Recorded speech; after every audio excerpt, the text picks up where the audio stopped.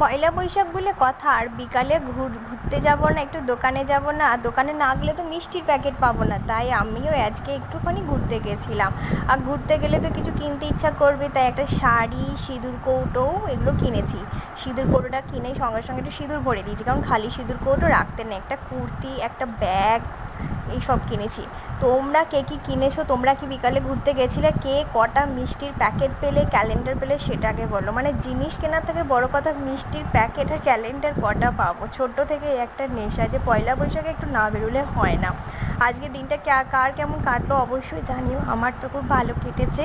একটা নেকলেস কিনেছি, এটা কোনো ওকেশনে বেশ পরা যাবে বিয়ের বাড়িতে। আর একটা হ্যাঙ্গার বোর্ড কিনেছি, এখানে কিছু জিনিস রাখা যাবে। তো কেমন লাগলো ভিডিওটা জানিও। দেখা হচ্ছে নেক্সট ভিডিওতে। পাশে থেকে চ্যানেলটা সাবস্ক্রাইব করে